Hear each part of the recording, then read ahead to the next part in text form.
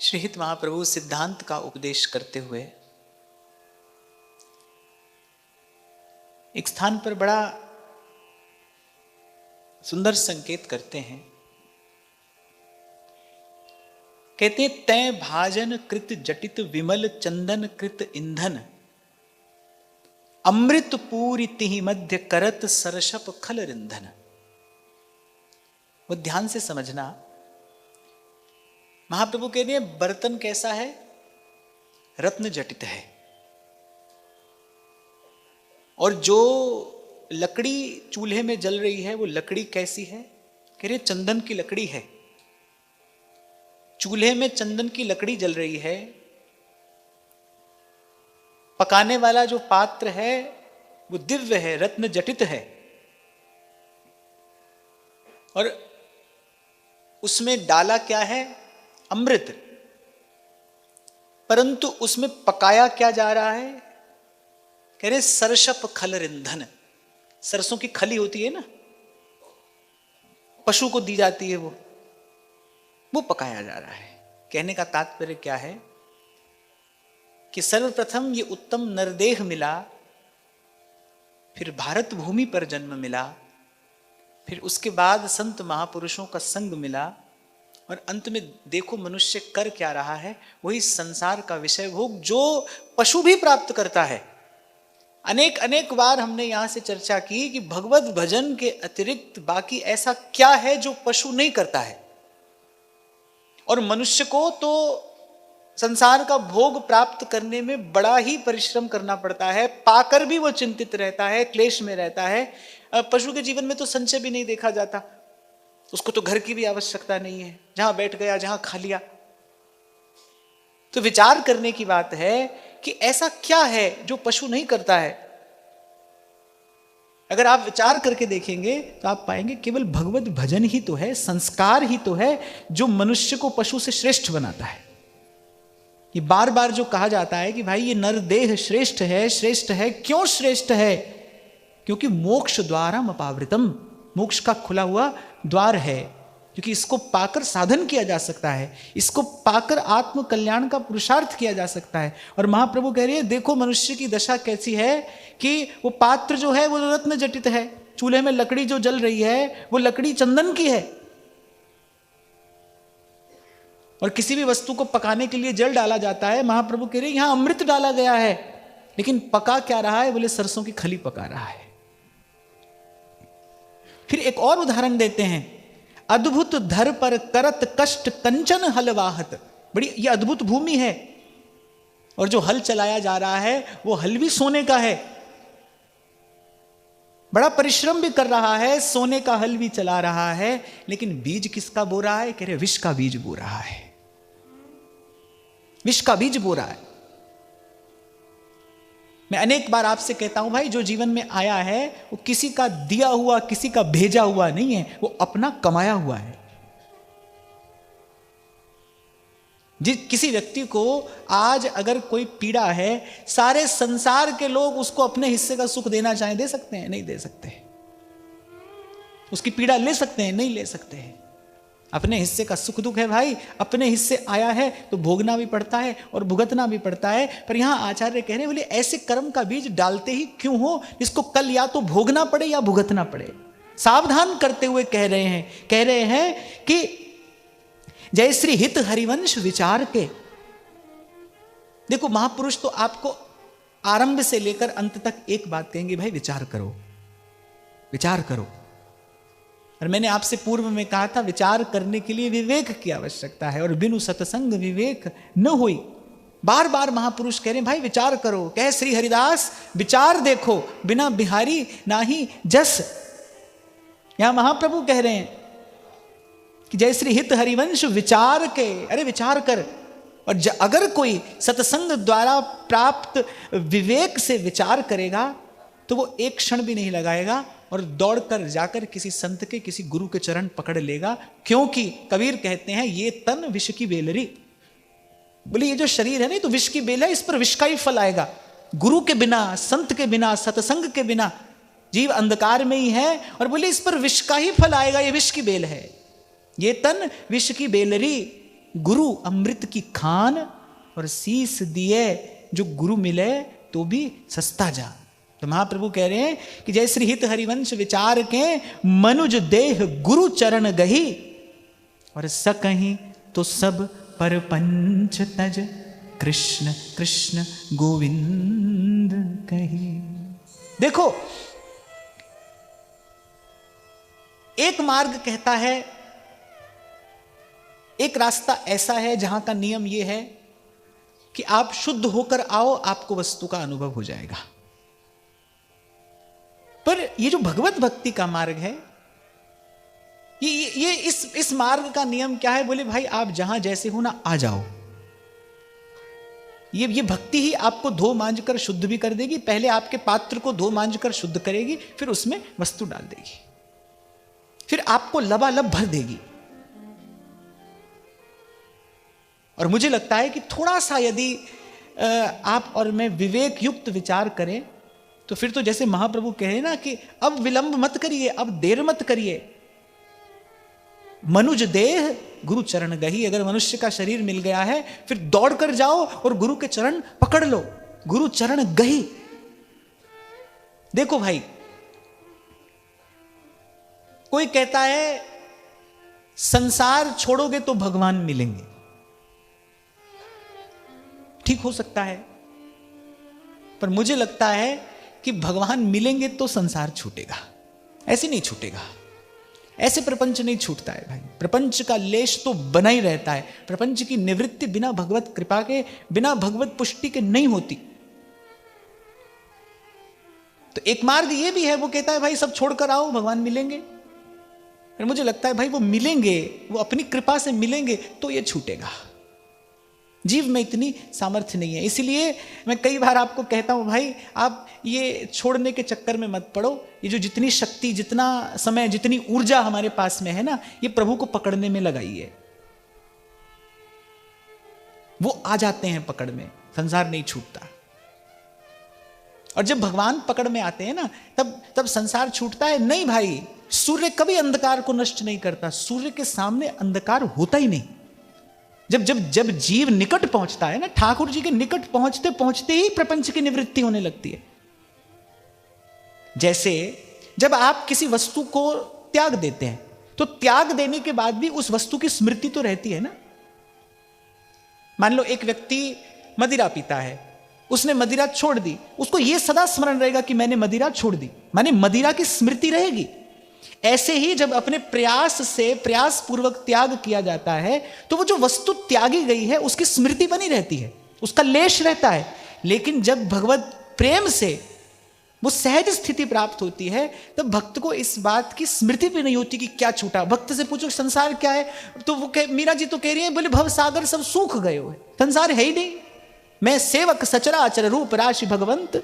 जैसे ही वो चेतना निकट पहुंची उस परम सत्य के, जैसे ही जीव प्रभु के निकट पहुंचा, अब उससे पूछो भाई संसार छूटा, अरे संसार है ही नहीं। सिय राम मैं सब जग जानी, करहूं प्रणाम जोरी जुग पानी।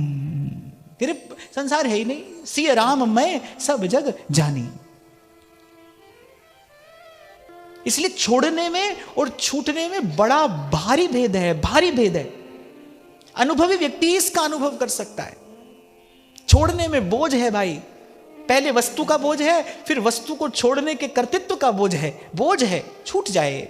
और ये जो छूटना है, ये छूटना है, ये तो तभी होता है जब वो पकड़ में आ जाता है। वो उसके पकड़ में आते ही बाकी सब छूट जाता है। क्योंकि रहन देत नहीं और रस, यह प्रेम की टेक। उसका सहज स्वभाव है, वो किसी और बात को, किसी विचार को, किसी चेष्टा को रहने ही नहीं देगा।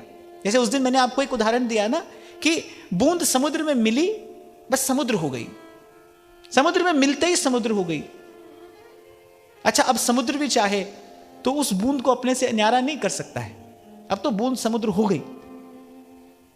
ये जो महापुरुष कहते हैं ना, भक्त में और भगवान में भेद नहीं होता, उसका तात्पर्य यही है। भक्त भगवान ही हो जाता है, भगवान में मिला भगवान हो गया। जानत तुम्ही हो ही जाई। उपनिषद कहता है ब्रह्मविद ब्रह्मैव भवति। उसको जानने वाला, पहचानने वाला वही हो जाता है। जो वाको देखे है जाई सो रूपवंत है जाई। तो इसलिए भाई सतत निरंतर विचार करते रहिए। जैसे व्यायाम करने से व्यक्ति तंदुरुस्त रहता है ना, स्वस्थ रहता है, सुंदर रहता है। व्यायाम करने से व्यक्ति स्वस्थ भी रहता है और सुंदर भी रहता है। सुंदरता क्या होती है? गोरे काले से सुंदरता का लेना देना नहीं है। गोरे काले से अगर होता तो भाई किसी को गोरा प्रिय लगता है, किसी को काला प्रिय लगता है, किसी को दोनों ही प्रिय लगते हैं, है ना।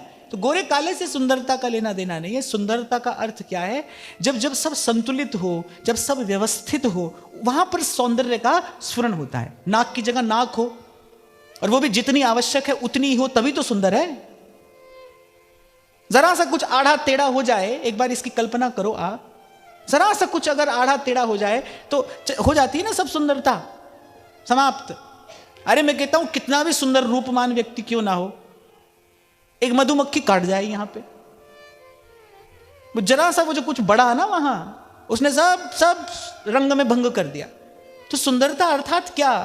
जहां जो होना चाहिए, जैसा होना चाहिए, वहां वही है, वैसा ही है, उतना ही है, बिल्कुल संतुलित, नियंत्रित, व्यवस्थित। इसलिए जब सुंदर की बात आती है ना, सुंदर की बात, तो फिर सुंदर तो एक वही है, बाकी कोई सुंदर नहीं है भाई, बाकी कोई सुंदर नहीं है। और मैं तो कहता हूं वही है, और उसी के कारण सब सुंदर दिखाई देता है। वो है तो सब सुंदर है, वही सुंदर है, उसी से सब सुंदर है, उसका सब सुंदर है। क्या कह रहा था मैं इससे पहले? सुंदर शब्द कहां से आया? व्यायाम से। यानी व्यायाम आपको स्वस्थ भी रखता है और सुंदर भी रखता है। ऐसी जो ये विचार है ना, ये भी एक प्रकार का व्यायाम है। अगर आप चाहते हैं ना आपका मन स्वस्थ रहे, आपका मन सुंदर रहे, हम बार बार कहते हैं भगवान को सुमन चढ़ाया जाता है, सुंदर मन चढ़ाया जाता है, मन स्वस्थ रहे और सुंदर रहे। और एक और बात मैं कह दूं, स्वस्थ ही सुंदर होता है, स्वस्थ ही सुंदर होता है। मन स्वस्थ रहे, मन सुंदर रहे, फिर इसके लिए मन को थोड़ा व्यायाम करना पड़ेगा। और मन का व्यायाम क्या है? ये जो आत्मचिंतन है, तत्व का चिंतन है, वस्तु का विचार है, ये मन का व्यायाम है। क्यों मैं आपसे कहता हूं साधक के जीवन में एकांत हो। जिसके पास एकांत नहीं होगा उसकी प्रज्ञा अशुद्ध हो जाएगी, माने अस्वस्थ हो जाएगी। अस्वस्थ व्यक्ति व्यायाम नहीं कर सकता। वैद्य भी मना कर देता है, बोले जब तक रोग है तब तक व्यायाम नहीं करना। अगर प्रज्ञा अशुद्ध हुई, मैली हो गई, तो फिर विवेकपूर्ण विचार नहीं हो पाएगा। और प्रज्ञा को शुद्ध रखने का उपाय है एकांत सेवन, एकांत का सेवन हो। यह बात मैंने बहुत अनुभवी महापुरुष के मुख से सुनी कि माने उन्होंने ये बात मुझसे कही। बोले आप लोग जिस स्थान पर हैं, बोले ऐसा नहीं कि सुबह से लेकर शाम तक भगत जगत में ही उलझ जाना। बोले ऐसा ना करना कि सुबह से शाम तक भक्तों के बीच में ही बने हो। बोले नहीं तो प्रज्ञा शुद्ध नहीं रहेगी, वस्तु का विचार नहीं होगा, निकट रहते हुए भी वस्तु ग्रहण नहीं कर पाओगे। कल आपको मैंने छोटा सा एक प्रसंग सुनाया कि कोई मछली पकड़ रहा है और स्वामी रामकृष्ण परमहंस पूछते हैं शिष्य से क्या देखा? आप देखो, मैं तो जब ये कथा मैंने पढ़ी तो मुझे बड़ा आश्चर्य हुआ। देखो कैसा प्रज्ञावान उनका शिष्य है, उसकी प्रज्ञा शुद्ध है। उसने आसपास घटने वाली उस साधारण सी घटना से कितना गंभीर, कितना दिव्य अर्थ निकाल लिया। नहीं तो भगवान की कथा भी कहानी लगती है। अगर प्रज्ञा शुद्ध ना हो फिर ये कथा भी कहानी लगेगी। और अगर प्रज्ञा शुद्ध है तो फिर व्यक्ति छोटी सी घटना से भी बहुत बहुत बड़ा सार संदेश प्राप्त कर लेता है। पर मैं आपको ये कह रहा हूं कि यदि आप चाहते हैं ना मन स्वस्थ और सुंदर रहे, फिर मन से नित्य व्यायाम करना पड़ता है। ये जो विचार है, चिंतन है, ये मन का व्यायाम है। और मैं तो 1000 बार आपसे निवेदन कर चुका, आज फिर कर रहा हूं और आगे भी करता ही रहूंगा। यदि आप अपने साधक देह को पुष्ट करना चाहते हैं तो भाई ये तो उपनिषद का सिद्धांत है, कोई मेरी बात नहीं है। मेरे जो सुना है फिर जाओ थोड़ा थोड़ा उसका मनन करो, उसको विचार करो। आप एक बात की कल्पना करो कि आपने भोजन का ग्रास मुख में डाला और निगल लिया, क्या होगा? आप रोगी हो जाएंगे, आप रोगी हो जाएंगे। वैद्य लोग तो कहते हैं कि खूब चबा चबा कर भोजन करिए, खूब चबा चबा कर। आयुर्वेद तो कहता है 20 मिनट का समय कम से कम लगना चाहिए आपको भोजन करने में। शांत मन से, प्रसन्न मन से पहले प्रभु को प्रार्थना करिए और प्रसाद बुद्धि से उसको ग्रहण करिए, प्रेम से पाइए। आहार की शुद्धि होने से सत्व की शुद्धि हो जाती है धीरे धीरे। तो जो सुना है ना यहां से, आज सुना फिर कल कुछ और सुनने आ गए। अब पूछा कल क्या सुना था, ये तो खबर नहीं, तो क्या हुआ, बस भोजन डाला और निकला। ये तो बिल्कुल ऐसा ही हुआ ना, भोजन डाला और निकला, उससे न तो रस बनेगा, रोग और हो जाएगा। अब आप पूछो भी कैसा रोग हो जाएगा। सुना लेकिन उसका कुछ मनन, कुछ चिंतन, कुछ निधिध्यासन नहीं किया। सुना सुना सुना सुन रहे हैं तो आपको लगेगा भाई सुन तो रहे हैं कम से कम, रोग क्या हो जाएगा। इससे रोग ये हो जाएगा कि आपको लगेगा कि हम बहुत सुन चुके, हम बहुत जान गए, हम बहुत जानते हैं, लेकिन आप नहीं जानते। ये भ्रम का रोग और हो जाएगा। इसलिए सुनिए, थोड़ा सुनिए, थोड़ा सुनिए, फिर जाकर उसका विचार करिए कि ये है खाए हुए को चबाना, उसका चर्वण करना।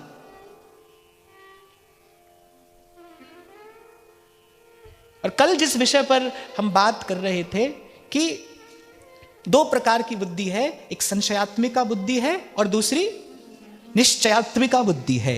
बुद्धि यदि स्वार्थ में लगी तो वो संशयात्मिका होगी। आत्मदेव कौन है? वो जीवात्मा है। बुद्धि का संयोग हुआ। देखो ये जो मन बुद्धि, ये जो प्रकाशित हैं, ये जो क्रियान्वित हैं, जो कार्य कर रहे हैं, ये चेतन के आत्मा के स्पर्श से ही तो करते हैं। शरीर में आत्मा का स्पर्श है तो सब है। तो आत्मदेव का संयोग हुआ। अब आत्मदेव कैसे हैं? बड़े तपस्वी ब्राह्मण हैं, बिल्कुल धर्मनिष्ठ हैं, तेजस्वी हैं, पर जैसे ही स्वार्थ युक्त बुद्धि से उनका संयोग हुआ कि जीवन विपरीत दिशा में जाना आरंभ हो गया। इसीलिए एक स्वार्थी बुद्धि होती है, एक पारमार्थिक बुद्धि होती है। वो परमार्थ का ही विचार करती है।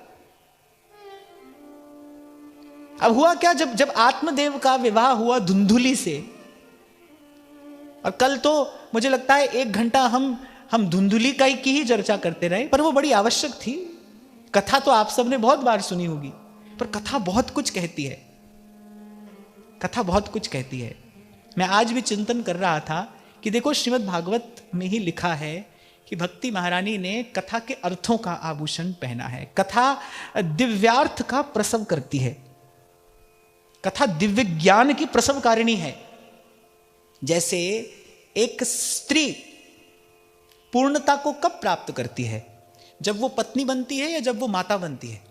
जब वो माता बनती है ना, तब उसका स्त्रीत्व पूर्ण होता है। यानी जब वो संतान को जन्म देती है तब उसका स्त्रीत्व पूर्ण होता है। ऐसे ही कथा अगर दिव्यार्थ को जन्म देती है तभी वो कथा है। ऐसे जो कथा विवेक न जगाए, जो कथा किसी दिव्य अर्थ को जन्म न दे, जो कथा किसी विवेकपूर्ण विचार को जन्म न दे, वो कथा कथा नहीं है, वो तो कहानी है और बंध्या है। कथा तभी तो कथा है कि वो दिव्यार्थ का प्रसव करती है, वो दिव्यार्थ को जन्म देती है। इसलिए मैंने पूर्व में आपको निवेदन किया था, भाई मैं कहानी नहीं सुनाऊंगा आपको, वो तो आप सबने सुनी भी है, पढ़ी भी है। आप और मैं मिलकर यहां कथा का विचार करेंगे, अर्थ विचारेंगे। कहें कथा और अर्थ विचारें, अर्थ का विचार करेंगे। देखो आत्मदेव और धुंधुली का विवाह हुआ, कब हुआ, इससे अपने को कुछ लेना देना नहीं है। जिसको पुण्य का लोभ होता है ना, वो इस बात पर थोड़ा अधिक ध्यान देगा। पर जो हुआ, क्यों हुआ और उसके होने से क्या परिणाम आया और क्या आ सकता था, हमको इसका विचार करना है। ये कथा हमको क्या कह रही है? आप एक बात का विचार करिए। सनकादिक देवर्षि नारद को ये इतिहास सुना रहे हैं, पुण्य के लोभ से सुना रहे होंगे। देवर्षि नारद को कोई पुण्य का लोभ है, या देवर्षि नारद कुछ कम ज्ञानी है, वो कुछ कम जानते हैं? ऐसा है? कुछ भी नहीं है। कह रहे हैं अगर इतने बड़े महापुरुष किसी इतने बड़े महापुरुष से ये बात कह रहे हैं तो भाई इस बात में जरूर कुछ बात होगी, इस बात में अवश्य कुछ रहस्य होगा। क्यों कही जा रही है ये कथा और कब कही जा रही है? श्रीमद् भागवत में प्रवेश करने से पहले कही जा रही है, भागवत के बीच में नहीं। श्रीमद् भागवत में अभी प्रवेश नहीं किया है, प्रवेश से पहले ही ये कथा कही जा रही है। माने प्रवेश करने के लिए इस कथा के विचार की आवश्यकता है। इसलिए कल मैंने कहा था कि धुंधुली के संयोग से क्या परिणाम आएगा, इसका विचार तो हम आगे करेंगे। जब हम कथा के प्रवाह के साथ साथ आगे बढ़ेंगे तब देखेंगे क्या होता है। तो आत्मदेव कैसे हैं? तपस्वी, तेजस्वी, धर्मनिष्ठ, बड़ा बड़ा शुद्ध पवित्र सात्विक उनका जीवन है। लेकिन जैसे ही धुंधली के साथ संयोग हुआ, जीवन की दिशा बदलने लगी। जैसे ही आप अपना तप, तेज, शक्ति, बल, बुद्धि, विद्या, आप अपना गुण आप जैसे ही स्वार्थ में लगाओगे, आपका जीवन कहीं और जाने लगेगा। आपको पता नहीं चलेगा, लेकिन जाने लगेगा। आप किसी और दिशा में चलने लगोगे, जिसका परिणाम आगे आएगा। तो आप देखो कि कथा कह रही है कि उससे पहले वो बड़े तपस्वी हैं, तेजस्वी हैं, समृद्ध हैं, लेकिन ब्राह्मणोचित वृत्ति से ही अपना निर्वाह करते हैं, भिक्षा मांगकर अपना जीवन यापन करते हैं। घर में सब सुख समृद्धि होते हुए भी ब्राह्मण हैं, सब ब्राह्मण हैं, तपस्वी ब्राह्मण हैं। एक बात और मैं यहां पर निवेदन करके आगे बढ़ूं, ब्राह्मण का शरीर भोग भोगने के लिए नहीं है, ब्राह्मण का शरीर तो तप करने के लिए है। जन्मना ब्राह्मणो गुरु, ब्राह्मण जन्म से गुरु होता है। उसका जो शरीर है वो तप करने के लिए है, वो इस लोक को आलोक देने के लिए है। ऐसा ही उनका जीवन है। बस जैसे ही कुसंग हुआ, थोड़ा सा कुसंग हो गया, धुंधली आ गई जीवन में। जो क्रूरा है, माने बड़ी बड़ी स्वार्थी है, अपने ही सुख का विचार करती है। बस उसके संग से क्या हुआ, उसके संग से होते होते जीवन की दशा भी बदल गई, दिशा भी बदल गई। कहां जा रहे थे वो ब्रह्मनिष्ठ होने, वो तप और तेज उनको कहां ले जाता, ब्रह्म ज्ञान की ओर ले जाता। समाधि में पहुंचते, जाकर भगवान का दर्शन करते, कहां वहां जीवन की गति होती। और कहां जैसे ही इस स्वार्थ युक्त बुद्धि से उनका संपर्क संसर्ग हुआ, अब उनके विचार में कुछ और आने लगा। जो इच्छा भगवान की होनी चाहिए थी, वही इच्छा संसार को प्राप्त करने की होने लगी। अब बहुत समय बीत गया, लेकिन कोई संतान नहीं है। अच्छा, किसकी नहीं होती है संतान? अगर आप बिल्कुल निष्पक्ष होकर, निष्प्रिय होकर अगर आप इस बात का चिंतन करोगे ना, तो आप ये पाओगे कि भाई, अगर पूर्व का लेना देना बहुत अधिक नहीं होगा तो नहीं होगी संतान। संतान क्या होती है? आपको मेरे शब्द थोड़े कटु लग सकते हैं, कठोर लग सकते हैं, पर आप इसका विचार तो अवश्य करना। जीव का जीव से क्या संबंध है, क्या हो सकता है? न है, न हो सकता है। जीव का संबंध तो प्रभु से है, प्रभु से ही था, प्रभु से ही रहेगा। नदी नाव संजोग है, थोड़ी देर के लिए कोई मिलता है, फिर चला जाता है। यही तो होता है जीवन में। और भाई, कटु सत्य है, आपके जीवन में कोई एक क्षण के लिए आया हो, या 10, 20, 50 बरस के लिए, लेकिन वो है ऋण बंधु। आपका उससे कुछ लेना भी है और आपको उसे कुछ देना भी है। और आप मेरी बात ले जाना आज यहां से, जिस दिन, जिस घड़ी, जिस क्षण वो लेना देना समाप्त होगा, वो जीव अपनी यात्रा पर आगे निकल जाएगा, आप अपनी यात्रा पर। मैं जानता हूं इस सत्य को धारण करना कठिन है, इस सत्य को धारण करना कठिन है, पर सत्य यही है। यही माया श्री कृष्ण की, मोयो सब संसार। भगवान विचार करते, देखो भाई, इसको मैंने संतान इसलिए नहीं दी ताकि और आगे प्रपंच में न पड़े, और ये उसी प्रपंच में फंसने को आतुर है। अब देखो भाई, संसार की लीला तो कुछ ऐसी है, माता पिता दिन रात झगड़ रहे हैं, विवाह हुआ, पति पत्नी दिन रात झगड़ रहे हैं, और लगे बालक का भी ब्याह हो जाए। भाई, तुमने कौन सा सुख पा लिया जो ये पालेगा? तुमने कौन सी कमाई की है जो ये कर लेगा? और मुझे लगता है भाई, रोते भी लगते रहो, ब्याह होना है तो हो ही जाता है, नहीं होना है तो नहीं होता है। पर क्या है? माया मोह सब जग जंजाला, जात न जानो दुर्लभ काला। अगर जीव विचार करे ना, विचार करे तो यही सत्य है कि कितने रचो मनोरथ माला, और पर भावी पर पर्दा काला, और तब कहते हैं सुजन सयाने, राम की बातें राम ही जाने। जो सत्य को उपलब्ध हो गया है, हमारे व्यास जी एक बड़ी सुंदर बात वाणी में कहते हैं व्यास न देत असीस सराप। वो कहते हैं, ना मैं किसी को आशीर्वाद देता हूं, ना मैं श्राप देता हूं। क्यों? क्योंकि हुई ही जो राम रचि राखा। जो प्रभु ने किया है और जो प्रभु कर रहे हैं, जो प्रभु करेंगे, उसी में सबका हित है। मेरा आपका नहीं, उसमें सबका हित है। हाँ, पर मैं साथ में ये भी कह रहा हूं कि बात मैंने बड़ी सरलता से कह दी, आपने सुन ली, और पता नहीं मेरे सर पर जब ऐसी परिस्थिति आएगी तब मैं इस बात पर कितना बना रह सकता हूं, पर उससे सत्य तो नहीं बदलता। सत्य तो सत्य रहता है, सत्य तो यही है, सत्य तो यही है। इसीलिए आपको निवेदन कर रहा था मैं कुछ क्षण पहले कि थोड़ा मन का व्यायाम भी करना चाहिए, थोड़ा मन का व्यायाम भी नित्य करना चाहिए। आपको स्मरण हो, मैं आपसे कई बार कहा करता हूं, भाई आपके भीतर आप ही जा सकते हो, आपको ही जाना पड़ेगा, वहां तक की यात्रा आपको ही करनी है। पर कैसे करनी है? नाम का दीपक हाथ ले चलिए बीहड़ बाट, जाए अंधेरा लांघ कर उतर करम का घाट। इस मोह के अंधेरे के पार वो देश है जहां हमारे आचार्य कहते हैं श्याम बने हैं राधिका और राधा हो रही श्याम। इस अंधकार से पार वो देश है, इस अंधकार से निकलकर जाना ही है भाई। इसी का विचार करके कल आपसे मैंने कहा था, जो आज इस दुख से बचकर भागने का प्रयास करेगा वो इसी में भटकता रहेगा, जो आज इसे स्वीकार कर लेगा वो कल इससे पार हो जाएगा, वो कल इससे मुक्त हो जाएगा। तो आप देखो एक तपस्वी ब्राह्मण का मन कितना चंचल हो गया, कितना आतुर हो गया। पुत्रेषणा ने उसे इतना व्याकुल कर दिया कि मुझे पुत्र की प्राप्ति हो, मुझे संतान प्राप्ति हो। और ये क्यों हुआ? ये स्वार्थ परक उस बुद्धि के कुसंग के कारण हुआ।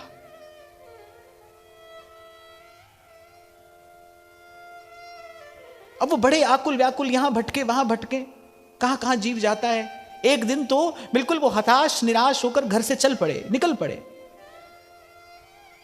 और ऐसे ही किसी सरोवर के किनारे बिल्कुल उदास बैठे हैं। और एक संत की दृष्टि उन पर पड़ी, देखा कि भाई कोई कुलीन ब्राह्मण ये मालूम पड़ता है। संत उसके निकट गए, कारण पूछा, अपने मन की सारी वेदना कह दी। आप देखो कितनी बुद्धि मलिन हो गई। श्रीमद् भागवत में क्या लिखा है, क्या कहते हैं आत्मदेव उन संत से मिलकर? दिग्जीवितम प्रजाहीनम दिग्गृहम च प्रजाम विना दिग्धनम चानपत्यस्य दिक्कुलम संततिम विना। बोले अरे संतानहीन जीवन को धिक्कार है, संतानहीन घर को धिक्कार है, संतानहीन कुल को धिक्कार है। माने ऐसी बुद्धि हो गई उस ब्राह्मण की कि उनको लगा कि मानव जीवन का लक्ष्य केवल संतान की प्राप्ति है, बस अब तो जो होगा वो यहीं से होगा, इसी से होगा। इसी को कहते हैं बुद्धि में विपर्य उपस्थित हो जाना, बुद्धि का मलिन हो जाना। ये जो बार बार आपसे कहा जाता है ना भाई कुसंग से बचना, कुसंग क्या करेगा? बुद्धि को मलिन कर देगा, विचार शक्ति समाप्त हो जाएगी। एक बात बड़े सरल से शब्दों में आपको मैं कह दूं, भीड़ आपको भेड़ बना देगी। भेड़ होती है ना, बस चल रही है, किसी के भी पीछे चल रही है। भीड़ आपको भेड़ बना देगी। इसीलिए मेरा कबीर कहता है, कबीर जी कहते हैं, साधु न मिले जमात। इन्हें सिंहों के नहीं लेहड़े, मेरे शेर झुंडों में नहीं रहते, सिंहों के नहीं लेहड़े और हंसों की नहीं पात। आपने कभी देखा हो खेतों में या किसी नदी सरोवर में ऐसे बगुलों की पंक्तियां होती हैं, यानी अनेक अनेक बगुले होते हैं वहां। पर कबीर कह रहे हैं हंसों की नहीं पात, हंसों की ऐसी पंक्तियां नहीं होती। हंस तो मानसरोवर में अकेला या बस अपने किसी एक संगी साथी के साथ होता है। और कबीर तो कहते हैं हंस अकेला ही है, वो तो अब इस जीवात्मा को ही हंस कहते हैं, करे अकेला ही है। कह रहे सिंहों के नहीं लेहड़े और हंसों की नहीं पात, कहते रत्नों की नहीं बोरियां। जैसे कोयला निकलता है खान से, ढेर का ढेर निकलता है ना, रत्नों की नहीं बोरियां। और ऐसे कहते हैं साधु न मिले जमात। बोले साधु भीड़ में नहीं मिलता है भाई, वो तो कहीं अकेला होगा। सुनता है गुरु ज्ञानी, सुनता है गुरु ज्ञानी, सुनता है गुरु ज्ञानी गगन में आवाज हो रही झीनी झीनी। गगन में आवाज हो रही झीनी झीनी। कबीर गाते हैं, कहते एक प्रेमी महात्मा कैसे जग से न्यारा है, कहां है, क्या कर रहा है। सुनता है गुरु ज्ञानी, सुनता है गुरु ज्ञानी,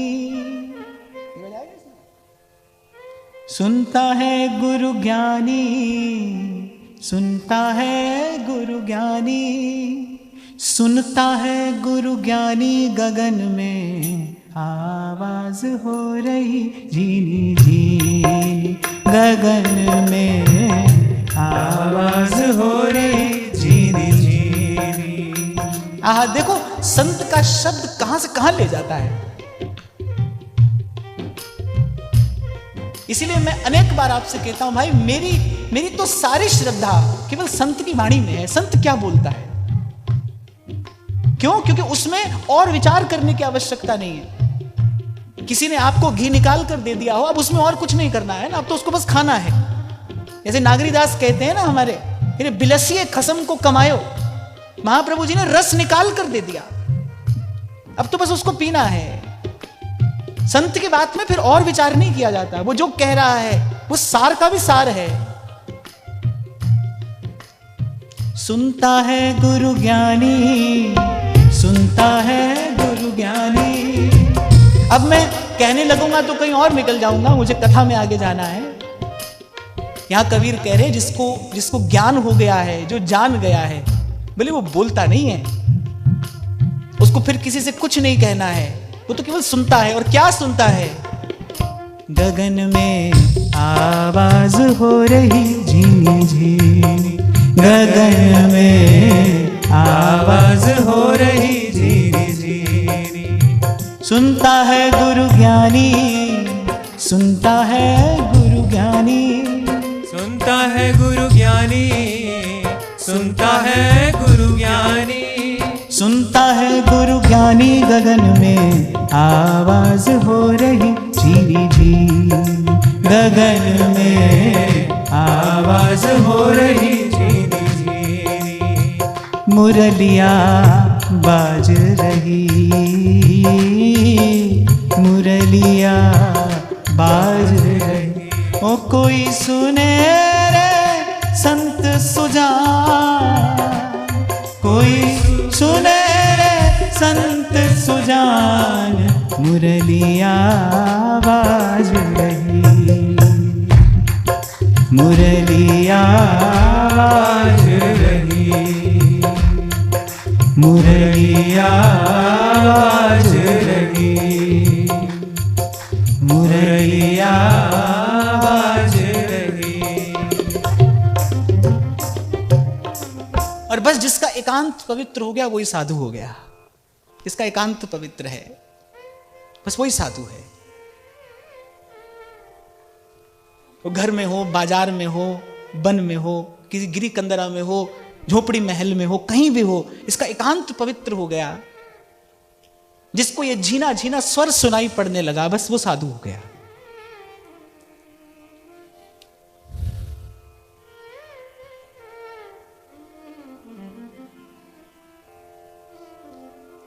तो उस पुत्रेषणा ने मन पर इतना अधिकार कर लिया, बुद्धि इतनी मलिन हो गई कि मानव जीवन का मूल्य, मानव जीवन का लक्ष्य सब विस्मृत हो गया। अर्थात जो संचित किया था वो सारा ज्ञान बह गया।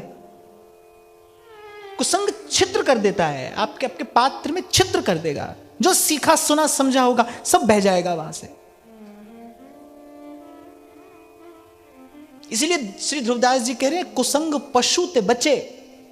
आपको उस दिन भी मैं उदाहरण दे रहा था ना, महीनों लगाता है किसान, पहले भूमि तैयार करता है, फिर बीज बोता है, फिर सिंचन करता है। भाग्य साथ देता है तो समय पर वर्षा होती है, उसका परिश्रम महीनों में जाकर फलीभूत होता है। लेकिन जब खेती लहलहाने लगती है, यदि वो उस समय असावधान हो जाए और बाढ़ लगाकर खेत की रखवाली न करे, तो एक रात में पशुओं का झुंड वो महीनों का परिश्रम व्यर्थ करा देता है कि नहीं? व्यर्थ करा देता है। तो जो कुसंग है वो पात्र में छेद कर देगा। आज आप भले कितना जानते हो, कल कुसंग हुआ तो परसों स्थिति कुछ और हो जाएगी।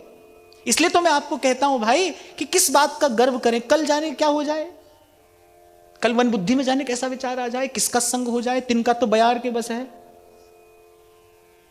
इसलिए बस प्रभु की कृपा का आश्रय लेकर, और विचार पूर्वक कहा मैंने आपसे कि जैसे दांतों के बीच में जिह्वा रहती है ना, ऐसे ही रहना पड़ता है संसार में भाई। जीतने की न सोचिएगा, हारे को तो हरि मिले, जीता जम के द्वार। संत लोग हार गए। महाराज बाणी में कहते हैं जो कुछ वरते सब तेरा पाना, तेरा पाना मीठा लागे। कुछ नहीं कहना है प्रभु, आपसे कुछ नहीं कहना है। ये शब्द यहीं से निकले हैं। बिन बोलिया सब किछ जाना, किस आगे कीजै अरदास। बिन बोलिया सब किछ जानदा, बिन बोलिया सब किछ जान। कभी पढ़ने को मिला मुझे और मन भर गया, आश्चर्य, आनंद और थोड़ा पीड़ा से भी, कि महाराज जी जब श्री गुरु तेग बहादुर साहब की शहीदी हुई दिल्ली में, औरंगजेब ने जो अत्याचार किया, वो कहने सुनने की बात नहीं है, मन बुद्धि की कल्पना से परे। कैसी दारुण पीड़ा उसने गुरु साहिब को दी। और जब श्री गुरु साहिब के उस बलिदान की खबर घर वालों को पड़ी, तो पहला शब्द उनके मुख से क्या निकलता है? तेरा पाना मीठा लागे। कहना सुनना बड़ा आसान है भाई, मैं तो पहले ही कह रहा हूं, फिर कह रहा हूं, मैंने कह दिया बड़ा आसान है, पर जब समय आता है, जब स्थिति आती है, तब पता नहीं मन क्या सोचता है, क्या करता है, क्या कहता है। हां, पर सत्य यही है।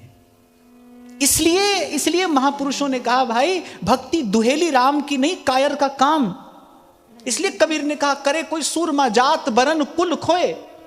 क्यों कहते हैं कबीर, जो घर फूके आपना चले हमारे साथ। ये बात अब धीरे धीरे समझ में आ रही है, सत्संग की कृपा से हमारी भी समझ में आ रही है कि भाई किसी को अपना बिगड़ा काम बनाना है, किसी को किसी का बना बनाया बिगाड़ना है, किसी को लेना है, किसी को देना है, तो भाई संसार में बाजार लगा है, दुकानें सजी हैं, सौदा मिल रहा है, जाओ कुछ दे दो और वहां से कुछ ले लो। पर यहां ये रास्ता दूसरा है भाई, ये मार्ग दूसरा है। इसीलिए मैंने कहा यहां तो पहले ही जो हार जाए वो आए, जो घर फूके आप ना चले हमारे साथ।